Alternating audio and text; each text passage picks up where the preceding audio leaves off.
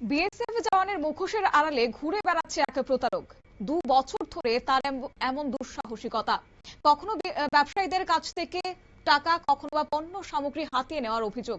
এমনই চাঞ্চল্যকর খবর এবার উঠে আসলো পানিসাগর থেকে। তবে খবর রয়েছে উত্তর ত্রিপুরার পানিসাগর বিএসএফ কর্মী পরিচয়ে প্রতারণার অভিযোগে আটক এক ব্যক্তি পুলিশের হেফাজত থেকে পালিয়ে যাওয়ায় ঘটনায় এবার তোলপাড় এলাকা জুড়ে। অভিযুক্তের নাম উত্তম চাকমা এবং সোমবার সকাল প্রায় 11টা নাগাদ পানিসাগর বাজার এলাকা থেকে তাকে আটক করেন স্থানীয় ব্যবসায়ীরা।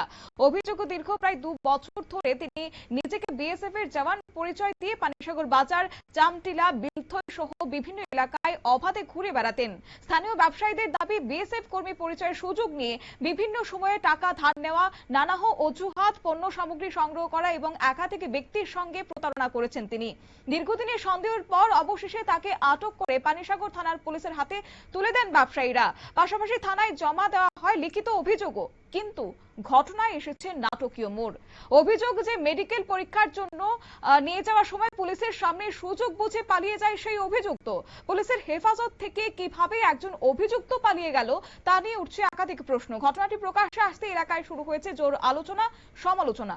যদিও এই বিষয়ে এখনো পর্যন্ত মুখ খুলতে নারাজ পানিসাগর থানার পুলিশ। তবে ব্যবসায়ীদের পক্ষ থেকে কি প্রতিক্রিয়া রয়েছে শুনুন।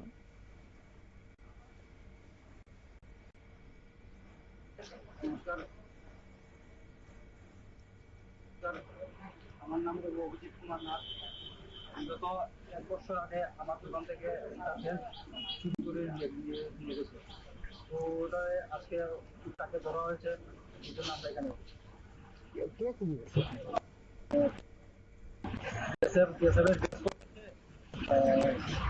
নিজেকে কি মানে সে বিএসএফ দাবি করছে। হ্যাঁ, বিএসএফ। আইয়া কি করছে, ট্রেনটা কিভাবে নিল? আপনার চিনেন না, জানেন না, তাকে কিভাবে বাকি দিলেন?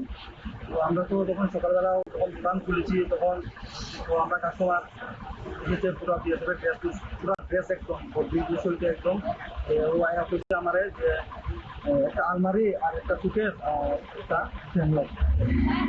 গাড়ি আমার করছে আলমারি লাগিয়া। আমি একটা গাড়ি আনিয়া গাড়ির মধ্যে এটি আমি লোড করে দিচ্ছি। আর ট্রেনটা ও হাতে করে লিয়ে গেছে যে হেয়ার রিলেটিভ ওইখানে সামনে কোনো বাড়িতে ভাড়া থাকে, ওইখানে নিয়ে দিয়ে আসার পরে আমার এই যে গেছে। আর আজকে থেকে কতদিন লাগে? আজকে কিভাবে তারা ধরলেন? আমাদের বন্ধু বান্ধবরা আমরা পেয়ে দিচ্ছি এরকম একটা ছেলে এরকম ফৌজি ড্রেস লাগাই আয়া দোকান থেকে আয়া হিংসা কথা করে জিনিস নিয়ে। তো আমরা বন্ধুরা মিলে যাবেন। আপনার কি নাম? আমার নাম কোন জায়গাতে বাসা আপনার? কি হয়েছে আপনার সাথে ঘটনা? আজকে 20-25 দিন আগে মানে পুলিশ সূত্রে নিশ্চিত কোনো বক্তব্য না মিললেও অভিযুক্তকে পুনরায় গ্রেফতারের জন্য তল্লাশি চালানো হচ্ছে বলে জানা গেছে। পাশাপাশি প্রতারণা চক্রের সঙ্গে আর কেউ জড়িত রয়েছে কিনা তাও খতিয়ে দেখছে প্রশাসন।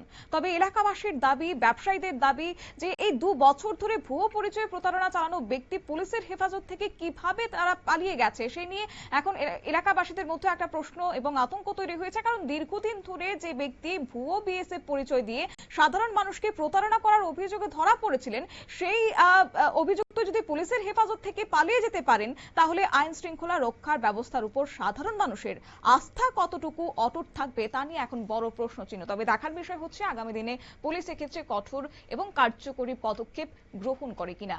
নিয়ে নিচ্ছে ছোট্ট একটি বিজ্ঞাপন বিরতি, সঙ্গে থাকুন।